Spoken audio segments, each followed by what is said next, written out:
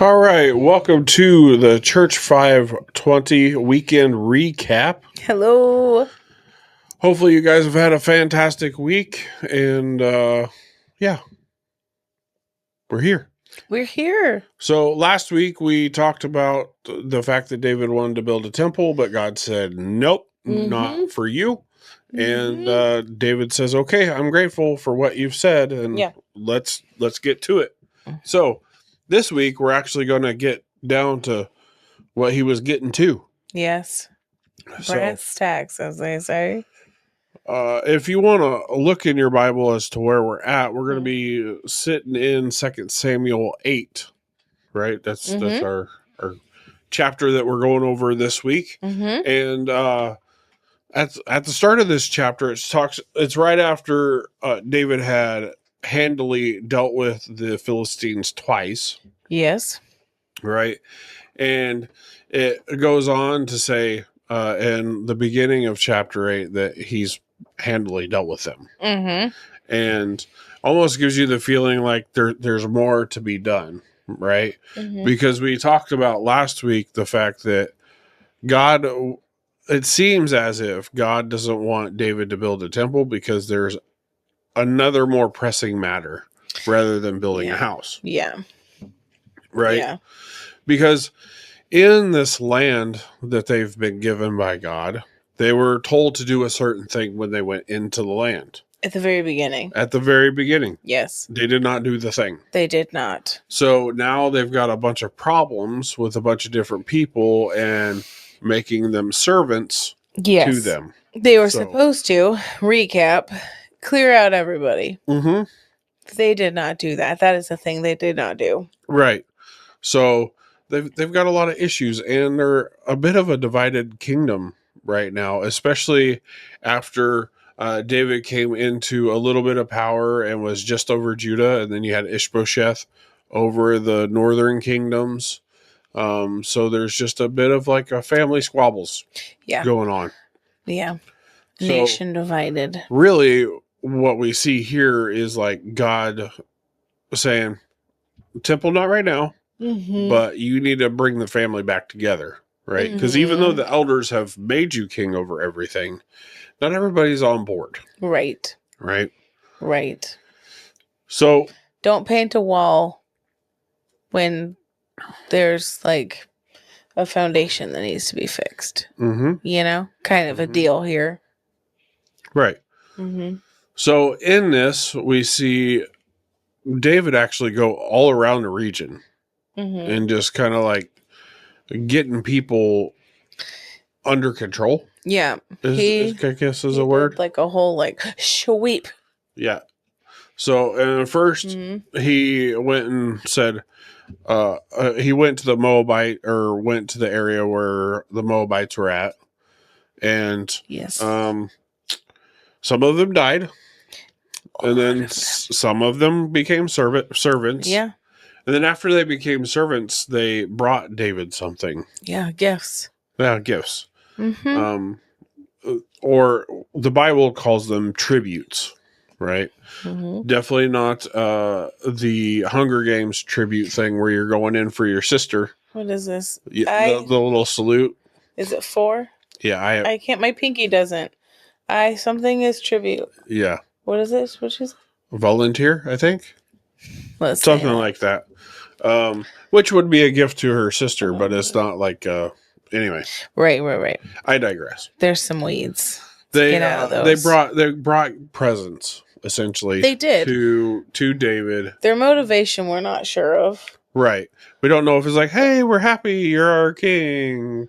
Blah, or blah, blah. If they're like, here's some gifts, please don't kill us. Right. Or thanks for not killing us. Right. We don't know, but they brought gifts. And then David went way north. Right. So if you look up a map of this area, you'll see Damascus is way north. Yeah. And then he went even like a normal one. There's like the Philistines are here and the Israel is here, right? And then Jerusalem is like halfway, right? Damascus is like, here's the picture. Damascus is up here. Right. It's a bit further. And he even went further than just Damascus because he went to the territory of the River Euphrates. Yeah. And if you would way like up to know where the River Euphrates is, it's current day Syria. Right? That's It far. flows through the middle of Syria and into Iraq. So quite a ways north. Right? And he went up there to get people back in order, and he did get people back in order. He did. How did he do it? Well, you see, he war. He did the same to them that he did to the Moabites. I mean, essentially, yes, but there's some weird mathing going on here. Okay, right? yeah, there was some because math in he also one took of some things for himself, like spoils of war, which is Right. bound to happen. as one does. He took 1,000 chariots, Right, 700 horsemen, right. and 20,000 foot soldiers. And then, we're not done, he crippled And then- horses, but left enough for 100 chariots. But wait a minute, you just took 1,000. Mm-hmm. Like, the math is not mathing here. What's going on? If that's 1 horse per chariot, that's only 100 horses for 1,000 chariots. Right. So, maybe We don't know what's happening. maybe he was like he had a the- ton of horses that were like, "When do I get a chariot, Daddy?" Oh no, I Like, was thinking maybe what's he's that bird the guys with the wagons in Asia, where they're the ones pulling the wagon with the people sitting in the back. Oh, that would be very unfortunate. That would be very unfortunate. But yeah, either way, Either way, whether it was for people or for other horses, we don't know. But that is a lot of chariots and not a lot of horses. so this was King Hadadezer. Hadadezer. That he went Hadadezer. and smacked around a little bit, but then the Syrians like, hey, don't smack around our buddy. Yeah. And they came to help, and 22,000 of those guys said, I'm not on this earth anymore. So I forfeit. it didn't help any that they came to help. As a matter of fact, they actually became servants of David and also brought him tributes. Yep. Which, I mean, he getting presents. Now, Yes. this is Yes. a place that's pretty far away from the city of David that Yes. that he took over, right? Correct. So It- in this there. place, he decided to set up some places called garrisons. Mm-hmm. What are garrisons? Well, like forts. Mm-hmm. In my head, I think of like Fort Nisqually, Yeah, where it's Fort Stillicum. There's just like a small little army base. like a little forward operating base, Mhm. a military installment that has soldiers, right? I think of like the old spaghetti westerns, and there's Yeah. like a little fort in the middle of a desert. Mm-hmm. In my head, that's what it looks like. Yeah. It's So- probably a bunch of tents. Yeah, he's setting up little military installations over the land to Mhm. kind of keep order, right? Mm-hmm. And one thing that's in this section is it talks about how no matter where David went, God essentially preserved him. Yeah. is the words that they use. So Yeah. in that he's Protected making him. sure that no matter what he's doing as he's going about these wars, that he's not going to die. Right. Right. Which I think we start getting you a little invincibility like complex going on. Yeah. That would definitely be hard to keep in You better check. Simmer. Remain humble, sir. Right, for sure. For there will be a fall a coming. Right. So and with this and with them taking over this area, he was able to take spoils from this area of shields of gold and a large amount of bronze. Mm-hmm. And you start to think, well, maybe he's collecting this stuff for something. Right. And I can't. there believe was it. a region that's next to this area that he took over Mhm. to the left on the map anyway, Mhm. where there is a king and he is like, man, that was a really good job that you took out Hadadezer, because I've been at war with him for a long time. Mm-hmm. So then he also gives gifts to David. Mm-hmm. Now, what does David do with all of these gifts? Gives them to the I was gonna say he gives them to God, and then I was trying to say he gives them to the Lord at the same time. He gives them to God. Yeah, he dedicates them to God, right?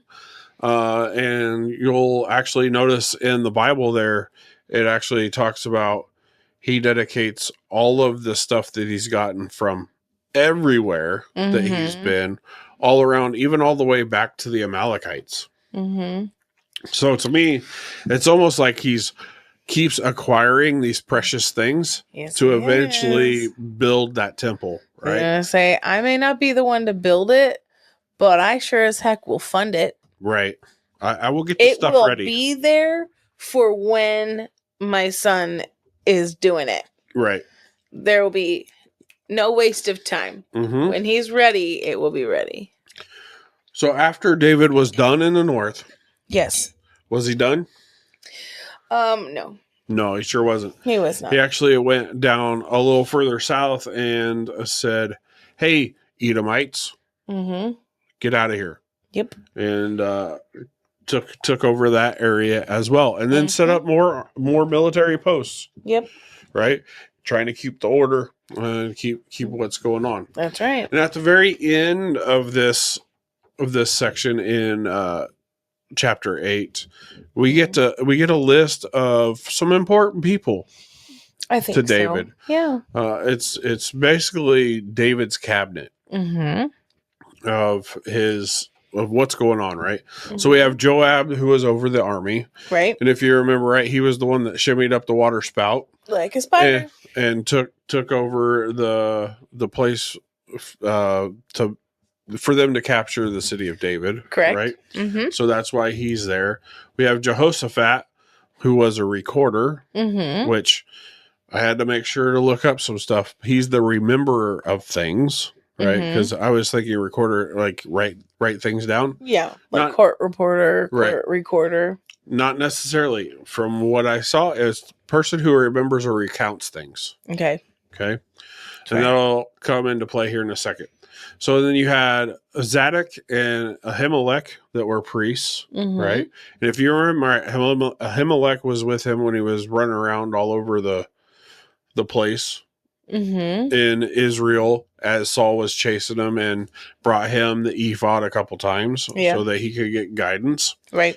And then you have Sariah, who was a scribe, person who writes things down. Right. So definitely not two scribes. Right. So one is the one that maybe isn't Jehoshaphat wasn't he also a warrior though? Like, wasn't he in the army? So maybe he was out there, and they're like, while you're out at war, well, yeah, I mean, you make sure to remember and bring stuff back so that the scribe can record it. The recording part to me is almost like he's the historian. Not necessarily that he's writing it down, but he's the one that remembers the stuff. Yeah, he's out in the battle. So I don't know that for sure yet. He's not now. I don't know how old he is. It's definitely something I can look into, and because that would be interesting to find out, right? But just who he was and what he did, and then you have, I'm going to say Benaiah, who was over the Kerethites and the Pelethites. Right. Now, the interesting thing about these two groups that are called out is. You have one that's never mentioned without the other. And then you find out that through looking at stuff, they're not Israelis. But yet they're mighty men. They're almost like a non-Israeli elite fighting force within David's cabinet. Right. Type situation. So that's interesting to me. Because you would think that would, like, why would you have foreigners like in your elite fighting force situation? God was all about bringing people in. He was. So, I mean, But the other times that the Kerethites are actually mentioned, it's not in a good way. Like they're about to get slapped by God. So, I mean, yeah, we all mess up. fall short. Yep, we all mess up. The glory of God. And then we have David's sons were chief ministers. Yeah. Now, with the word that's used here, it could mean priests, but it also means princes. Mm-hmm. So, in some official capacity, I'm sure they did something with the religious stuff, but it doesn't necessarily mean that they were the priests. Because remember, you have Zadok and Ahimelech that were the acting priests, right? Yeah. It could also just be saying like, hey, David was king and all of his sons are now princes. Like it might have just been like stating them to normal hierarchy, right? Stuff that like, other kingdoms and kingdoms now still do. So right. It might have just been like establishing them in that position, like politically. So there's that. So one things that I see here is that we are just coming off the heels of David being told, no, you're not going to build the temple, even though that's something you really want to do. Right. And he says, okay, fine. I'll do whatever it is you need me to do, essentially, right? And that's right after he's already said that I will be humble and do something even more humble than this. More humble than this to show God honor. And God's like, okay. And so one thing that I saw, though, is that in all of it, David is committed to doing. And that is something that we could also take a lesson from, is the committed to doing. Yeah. Right. Doing that the work that God has created us for, and that he has prepared beforehand, which you can find in Ephesians. Right. And just go out there and render your members to righteousness, not unrighteousness, and not following the flesh. Right. Which is something that you can see in Romans, that we make sure that we're doing the things to honor God with our flesh suit. No matter how wicked it is, you got to beat it into submission, right? Right. The other is to be bold in doing. David could not be a coward and do the things that he was doing. He had to be bold in what he was doing. And in that, we should be bold in the fact that we know that our place is in the heavenlies, right? That's our identity is in the heavenlies, and that's our position. So we should be bold because this place is only temporal and temporary. Right. And we're going to get to our eventual place. So let's be bold now so that we can bring as many people with us. Right. Right. Yeah. And, even Paul is asking to be even bolder by having people pray for him that he be bold in his speech to make the mystery known. Right. So even Paul was like, dude, and then you're doing all right. Yeah. And then the last thing I see is doing is not a solo act, right? David, all throughout his time running around that whole area, had men with him. It wasn't just himself, right? Right. And same goes for us. It's not just us, right? We have Christ. As believers, we have Christ that helps us and strengthens us so that we can go out and do the thing, right? And then we also have the Holy Spirit to help guide us and point us in the right direction, give us the intuition to know what to do, where to go, and just help guide us. Right. And sometimes slap us around when we need it, right? And get us back in line to honoring God with our doing. Right. So, right. that's what we covered this week. It was a good week. Had fun. It was a good lesson. I definitely was like, okay, all this guy's doing is running around going to war. Yeah. How is this applicable? Because we're not meant to like run around slaying people right now. Right. So, Right. what were the main opposite. characteristics of David that we could see that would apply today? Right. And that is really just being committed to what God has put before you for you to do. Right. Right. And that's being an ambassador. Yep. And thank goodness he hasn't left us alone to do it ourselves, because we would do a miserable job at it. He is there to help us and guide us. Thank goodness. Yeah. And with that, the day after Sunday was St. Patty's Day. Yep. Which we commemorated with a lovely dinner. We did. Which was? We had smoked and then slow baked corned beef.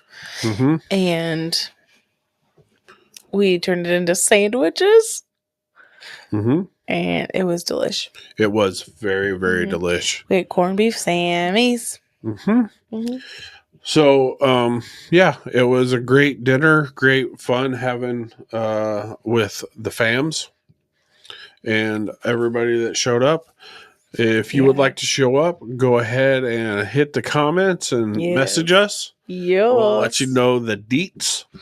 Oh, it would be so fun. You learned something, go ahead and comment below.